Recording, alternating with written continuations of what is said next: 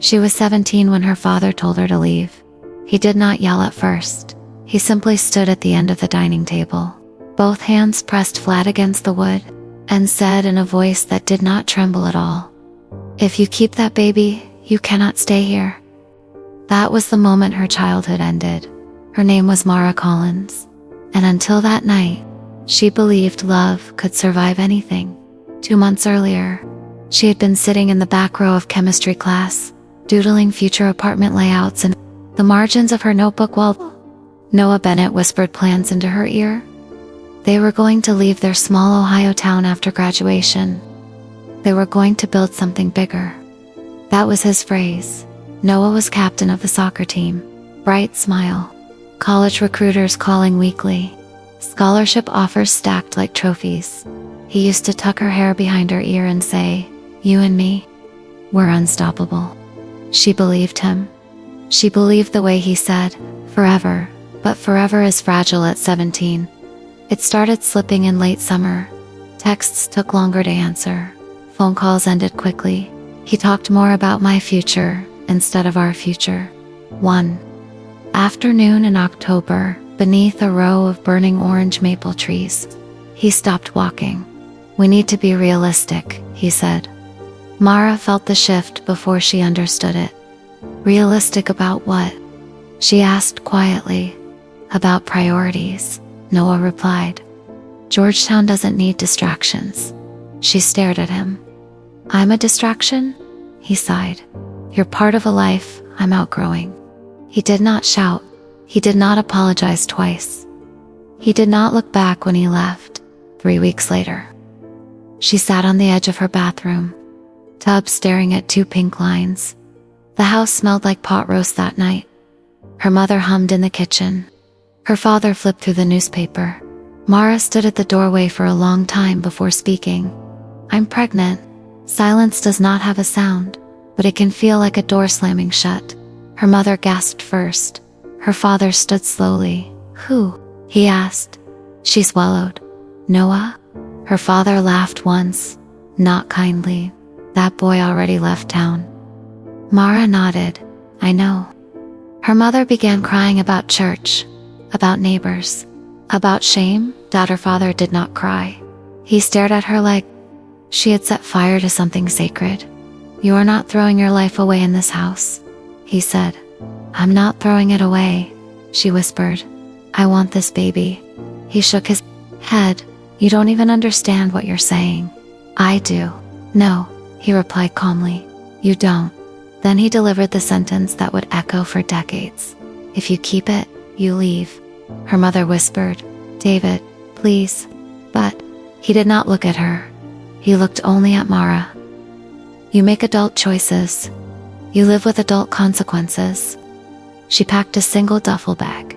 She did not scream. She did not beg. At 1:14 a.m., she stepped onto the porch.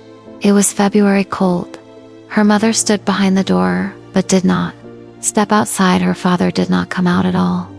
Mara walked to the bus stop with one bag and a heart that felt hollowed out. There was only one place she could go. Her grandmother, Eliza Collins, lived 2 hours away in a small brick house with chipped white shutters and a porch swing that creaked in the wind. When Mara knocked at nearly 4 in the morning, Eliza opened the door without asking questions. She simply pulled her inside. "You look frozen," she said. "Come in." Mara broke down in the entryway. "I'm pregnant," she whispered. Eliza nodded once. "Okay, that's it. That's it," her grandmother replied. "Babies aren't tragedies. Fear is." Mara cried harder. Eliza made tea. They sat at the kitchen table until sunrise. "You'll stay here," Eliza said. "We'll figure the rest." "What if I fail?" "You will," her grandmother said plainly. "And then you'll get up." 8 months later, in a small county hospital room, Mara held her son for the first time. He had dark curls and serious eyes. She named him Elias. He gripped her finger with startling strength, and in that moment, she understood something her father never had. Some decisions are not mistakes. They are battles. Elias grew in that little brick house surrounded by secondhand furniture and fierce love. Money was tight. Mara worked mornings at a diner and evenings, balancing books for a local auto shop. Every tip went into a jar labeled E. Every dollar mattered. She never dated. She never asked for help from the parents, who never called. Eliza never complained. She rocked Elias to sleep while Mara studied business courses online at night. Years passed quietly. Elias became curious before he became tall. He took apart radios at 6, fixed a broken lamp at 7, explained electricity to his classmates at 8. By 10, teachers were sending notes home. He has unusual problem-solving skills. By 13, he was tutoring seniors in algebra. One summer evening, sitting on the porch swing, he asked, "Why don't we ever visit Grandpa?" Mara felt her breath stall. "He made a choice," she said carefully. "What kind?" "The kind that takes time to forgive." "Did he not want me?" Mara looked at her son. "I wanted you," she said. That was enough for him, but not for her. She carried that wound quietly. Years later, a man named Adrian Walker spilled espresso across a business contract at Mara's diner. She brought him her late grandfather's old corduroy jacket while his suit was cleaned. He laughed, but he stayed. Adrian was not loud. He did not promise forever. He showed up. He asked about Elias's science projects. He brought books instead of flowers. When Elias was accepted into Johns Hopkins pre-med at 17, Adrian had already become part of their rhythm. He never tried to replace anyone. He simply stood beside them. Elias became a surgeon at 26.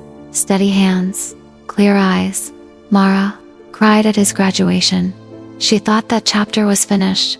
She was wrong. One winter afternoon, Elias called. "There's a patient asking about you," he said. "About me. He keeps asking your maiden name." Mara felt something old shift inside her chest. "What's his name?" Elias hesitated. "David Collins." The room went silent. Her father, the man who told her to leave, he had been Elias's patient. Elias continued carefully. "He didn't know I was your son." "Not at first." Mara sat down slowly. "He wants to come see you." She closed her eyes. 20-2 years collapsed into one breath. "What did you tell him?" "That it's your choice." That night, there was a knock at her door. She knew who. It was before she opened it. David stood there, thinner, older, eyes rimmed red. Beside him stood her mother. They looked smaller than she remembered. "I'm sorry," her father said immediately. No speech, no defense, just 2 words. Mara studied his face. The same man, different weight. "I was scared," he said, "and I chose pride." Her mother stepped forward. "We never stopped thinking about you." Mara did not cry, not yet. She looked past them into the yard where Elias stood beside Adrian. Her son met her eyes. He did not speak. He did not decide for her. He simply waited. Mara stepped back from the doorway. "You can come in," she said, not because the pain vanished, not because the past rewrote itself, but because forgiveness is not forgetting. It is choosing not to pass the wound forward. They sat at the same dining table where Elias once did homework. Tea grew cold. Voices trembled. Thought stories were told. Her father wept when he realized what he had missed. Elias listened. Adrian remained steady beside Mara at the end of the night. David looked at his grandson. "I don't deserve this," he said quietly. Elias replied gently, "No one deserves a second chance. They're given." Mara finally let herself cry. Not for what was lost, but for what had survived. Love, the kind that stays, the kind that builds, the kind that does not leave. At 17, the porch light stayed on long after they left. Mara stood outside under winter stars. Adrian wrapped a coat around her shoulders. "You okay?" he asked. She nodded. "For the first time," she said softly, "I think I am." Because the girl who left home with one bag had not been destroyed. She had built something stronger, and when the door finally opened again, she chose peace. Not because it was easy, but because it was earned.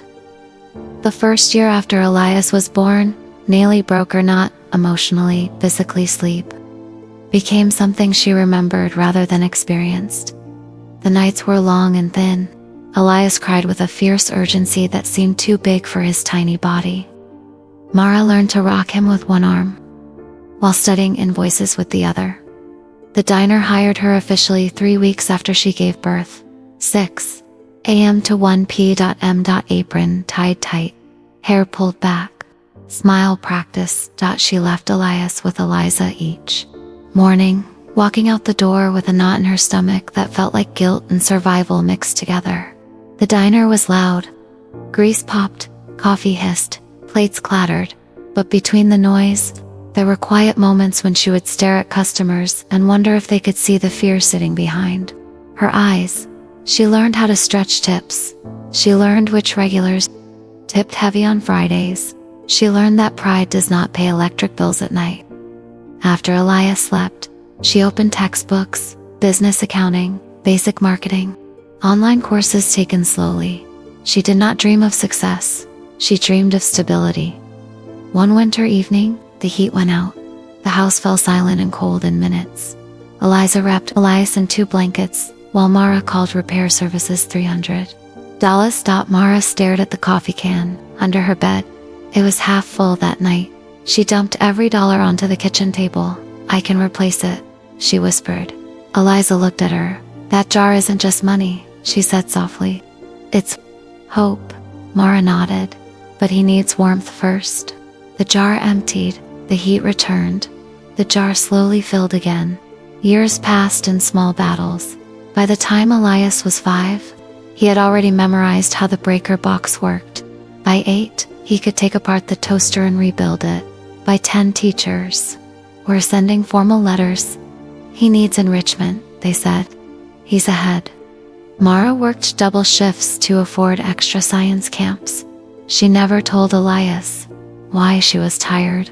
He never complained.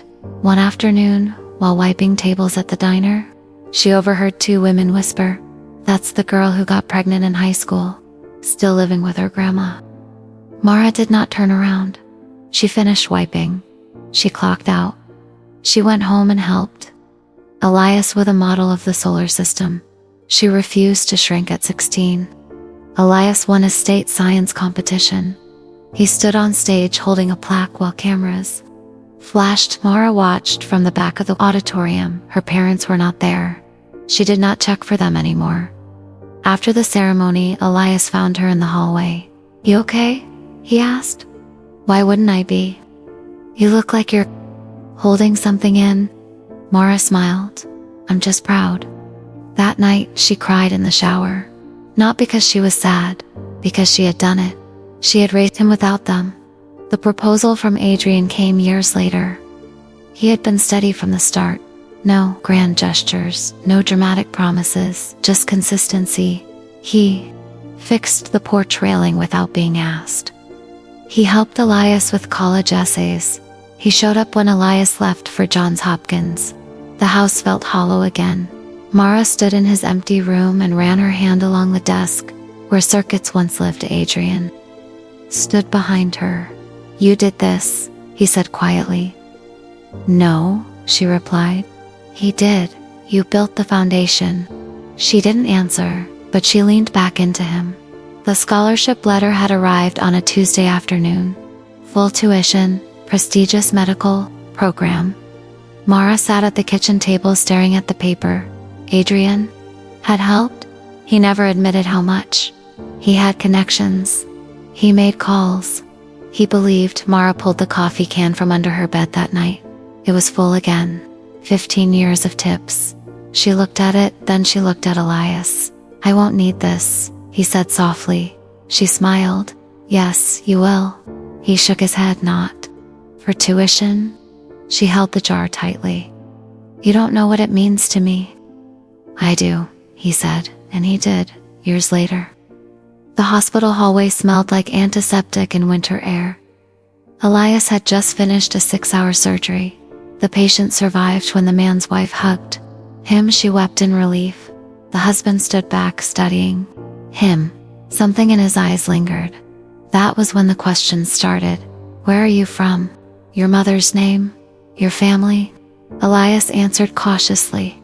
He did not understand why the man's hands trembled when he heard Mara Collins. 2 days later, Elias called her. I think Grandpa was my patient. The word felt strange in his mouth. Mara sat down slowly. The house felt smaller. What did he say? He cried. Silence stretched. He wants to come see you. Mara closed her eyes. For 22 years she had imagined this moment, sometimes with anger, sometimes with silence, sometimes with doors slammed shut. Now it was here, real, breathing. I'll think about it, she said. They arrived on a Sunday, the sky gray, air cold. David Collins looked older than she remembered. Time had carved humility into his face. Her mother stood behind him, trembling. I'm sorry, David said immediately. Not rehearsed, not proud, just raw. Mara felt the past rise in her throat. You told me to leave. His jaw tightened. I know. You didn't call. I know. You missed everything. His voice cracked. I know. Her mother stepped forward. We were ashamed of ourselves, she whispered. Not of you. Mara's breath shook. That's not how it felt.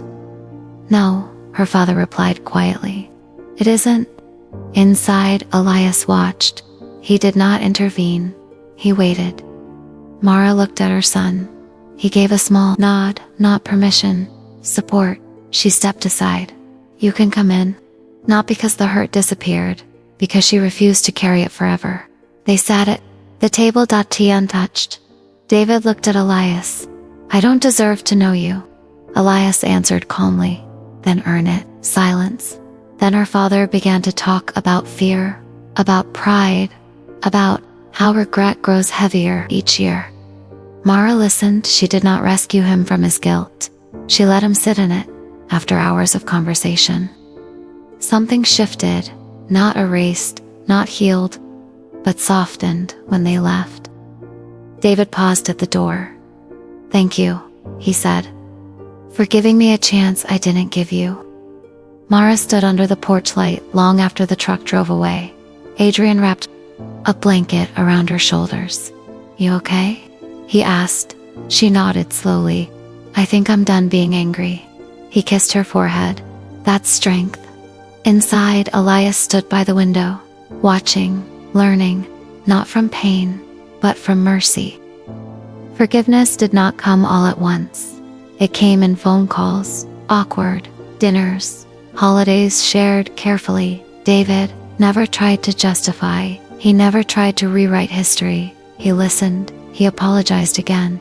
He showed up too. Elias's next surgery ceremony. He sat in the second row, not the front. Elias noticed. Mara noticed slowly. Trust rebuilt not as father and child, as two adults. One winter afternoon, Mara found herself sitting beside her father on the porch swing.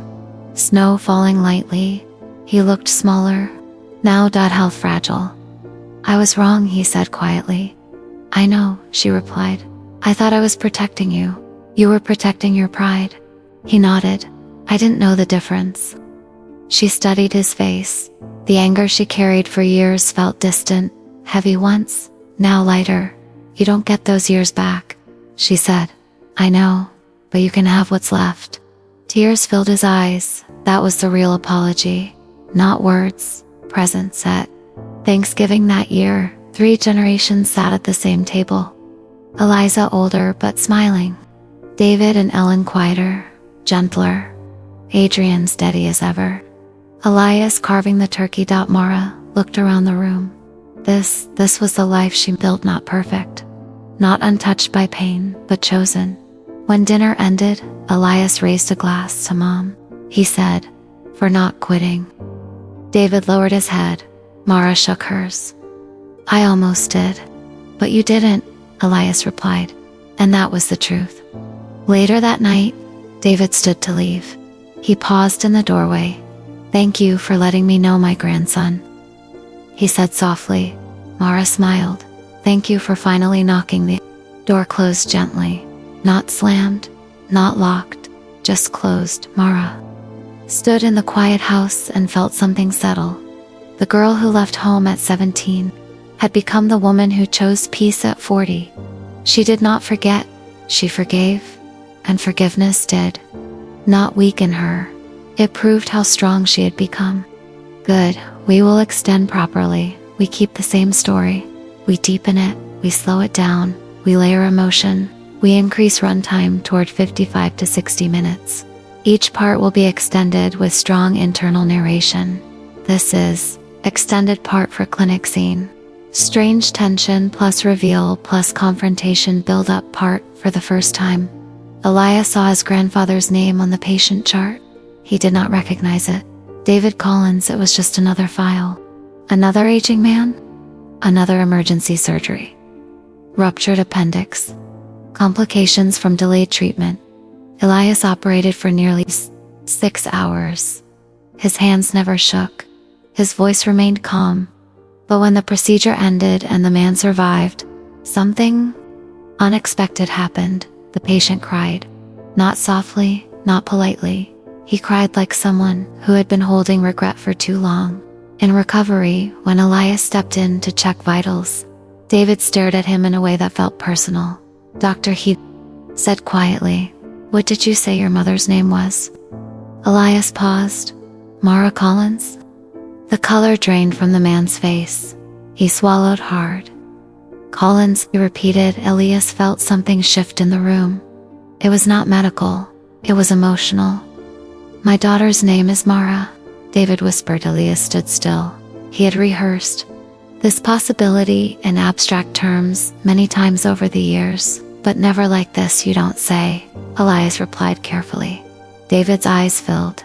"I haven't seen her in 22 years. Silence. Elias felt anger rise unexpectedly. "Years." He kept his voice even. "That's a long time." David nodded. "I made a mistake." Elias did not offer comfort. He finished the exam and left the room. But the next day David asked again, "Could I meet her?" Elias didn't answer immediately. He went home that weekend. He stood in the kitchen while Mara folded laundry. "I need to tell you something," he said. She listened without interrupting. She did not sit down at first, but when he said the name, she did. David Collins, her father, the man who told her to leave. The room felt smaller. Adrian stepped quietly out of the hallway, sensing the shift. "He wants to come here," Elias finished. Mara closed her eyes. For years she imagined this moment. In some versions, she slammed the door. In others, she screamed. In most, she said nothing at all. Now reality stood in front of her. "He's sick," Elias added gently. She nodded slowly. "That doesn't erase what he did." "No," Elias agreed. "But it might explain why he's trying now." She looked at her son. "You don't owe him anything." "I know," Elias said. "This isn't for him. It's for you." That night she didn't sleep. She replayed the dining table. The sentence, "If you keep it, you leave." She remembered the porch light, the cold air, her mother crying but not stopping him. She had survived without them. She had built something. She had built something. She did not need closure, but she wanted peace. When the knock finally came, it was softer than she remembered. David stood thinner, hair gray, shoulders bent. Ellen stood beside him. Her eyes were red before she even spoke. "I'm sorry," David said immediately. No excuses, no pride, just those words. Mara did not invite them in right away. "Why now?" she asked. David swallowed. "Because your son saved my life." Silence. "I almost died without knowing who he was," he continued. "Without knowing what you became?" Mara's jaw tightened. "You didn't want to know back then. I was wrong. That's not enough." He nodded. "I know." He didn't defend himself. That mattered more than she expected. Ellen stepped forward. "We were afraid," she whispered. "Afraid of what?" Mara asked sharply. "People talking? Church gossip? Or losing control?" Ellen broke down. "All of it." Mara felt the anger surge again. "You chose reputation over me." David's voice cracked. I chose pride. That was the first honest thing he had said. She stepped aside slowly.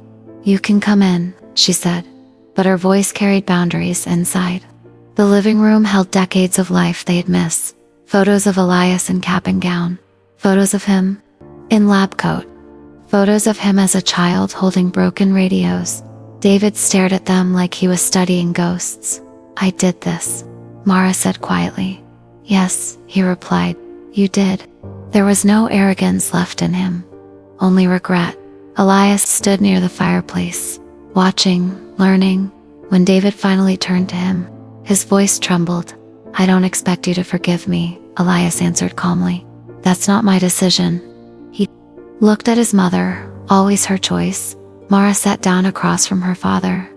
Why didn't you call? She asked. He hesitated. Because every year that passed made it harder and easier for me to disappear, she replied. He nodded yes. Silence stretched long. Then David said something that changed the air. I thought I was teaching you responsibility. Mara laughed once, cold. You were teaching me abandonment. That landed. He closed his eyes. I see that now. For the first time in 22 years, he did not argue. And that was the beginning. The first tea sat untouched. Steam rose and disappeared. David held the cup with both hands, like it might steady him. Mara did not sit across from him. She remained standing for a long time because sitting felt like surrender. You don't get to walk in here, she said quietly, and pretend we're starting fresh. I know, he replied. You told me to leave. His jaw tightened. Yes. You told me if I kept my son, I wasn't welcome in your house. His voice dropped. Remember, do you? She pressed. Do you remember what that felt like? Silence. Adrian stepped slightly closer to her, not to intervene. Just to anchor. Elias remained still near the window. David finally looked up. I remember thinking I was right, he said. That's not the same as remembering what it did to you? The words hung in the room. Mara's chest tightened. I was 17, she said. I was terrified. I needed my father. David's eyes filled. And instead you got a judge. That broke something in him. He leaned forward. I thought I was protecting you from ruin. You were protecting yourself from embarrassment. He nodded slowly. Yes, Ellen began, crying quietly. I begged him not to say it like that, she whispered. I was scared too. Mara turned toward her mother. You were both scared, she said. Okay, but I was the one sent into the cold. Elias swallowed hard. He had heard the story before, but not like this. Not with his grandfather sitting in the room. David's voice cracked. I stood behind that door after you left. Mara froze. What? I stood behind the curtain and watched. You walked to the bus stop. Silence. I almost came out. Almost, she repeated. Yes, but you didn't. No, why? He inhaled sharply. Because pride is louder than love when you let it grow too long. The honesty hurt more than excuses would have. Mara sat down slowly across from him. Do you know what I did that night? She asked. He shook his head. I slept on a bus station bench for 2 hours because the first bus wasn't until 6. Ellen gasped. David covered his face. I had one bag, she continued, and no idea how to raise a baby. Adrian's hand moved to her shoulder. She continued, but I did. She looked toward Elias. I did without you. David nodded. I see that. No, she said firmly. You see the result. You didn't see the work. The room was silent, except for the clock ticking on the wall. Every dollar I earned went into a jar for him, she said. When the heater broke, I emptied it. When he needed science camp, I worked doubles. When people whispered about me, I kept my head down. Her father listened like a man being sentenced. I didn't need you to approve of me, she continued, but I needed you not to abandon me. He lowered his hand slowly. I abandoned you, he said clearly. That was the first full admission. No defense, no shifting blame. Just truth. Elias finally stepped forward. You don't get to rewrite that, he said calmly. David looked at him. I'm not trying to. Good, Elias replied. Then something shifted. David stood up slowly. His knees trembled. I came here prepared for you to shut the door, he said. Mara said nothing. I don't deserve your forgiveness. No, she agreed. He nodded. But I am asking for a chance to earn something small. Like what? She asked. A seat at the table. The phrase landed hard, because that table had once been the place she'd lost everything. She looked around. The room. Elias. Adrian. Eliza, asleep in her chair. The house she built. You don't get to sit at the head anymore, she said quietly. His eyes filled again. I wouldn't dare. You sit where I tell you. Yes. You don't give advice unless asked. Yes. You don't ever question my choices again. He nodded through tears. Yes. And if you disappear again, she said, voice steady, I will not chase you. I won't disappear. She studied him. He looked smaller now. Human, not the towering authority from her childhood. Just a man who had been wrong. I don't forgive you yet, she said. That's fair. But I'm not carrying this anger anymore. He closed his eyes. Thank you. That was not forgiveness. It was release. And release is sometimes more powerful. Ellen reached for Mara's hand. I missed you, she whispered. Mara hesitated, then let her hold it. I missed having parents. She replied honestly. The sentence broke them both. That night did not end in hugs and perfect resolution. It ended in quiet conversation, stories told slowly. David asking about Elias's childhood, Elias answering without bitterness. Boundaries were clear, but the door remained open. Months passed. David showed up, not loudly. He attended Elias's surgical lecture. He sat in the back. He brought pie on Sundays. He listened more than he spoke. He apologized again, not for effect, but because he understood now. One afternoon, Mara found him alone on the porch. You almost came outside that night, she asked. He nodded. I stepped onto the porch. She looked at him sharply. And then, I saw how small you looked with that bag. Her throat tightened. I told myself you'd come back in 10 minutes. I didn't. No, he whispered. You didn't. She sat beside him. Do you know what would have happened if you had walked me to the bus? He shook his head. Would have forgiven you that night. He inhaled sharply. Instead, you had to earn it. Yes, and I still am. She looked at him for a long time. I forgive you, she said finally. He froze. But that doesn't erase what happened. No. It just means I refuse to pass it on. He cried openly, for the first time without shame. The next Thanksgiving was different. 3 generations, laughter, stories. Elias carving the turkey while David stood beside him, quietly asking how to hold the knife properly. Mara watched them, not with pain, not with peace. After dinner, Elias raised a glass to Mom. He said, for not quitting when quitting would have been easier. David lifted his glass too. To my daughter, he added, for being stronger than I ever was. Mara looked around the table. This was not the life she imagined at 17. It was better, because it was built, not given. Later that night, after everyone left, she stood under the porch light. The same type of winter air, different feeling. Adrian wrapped his arms around her. You okay? He asked. She nodded. For the first time, the door doesn't feel heavy. Good, he said softly. Inside. Elias turned off the kitchen light, and the house glowed warm in the dark. The girl who left at 17 had not been destroyed. She had become the foundation, and when the knock finally came 22 years later, she answered it, not because she forgot, but because she chose who she would be.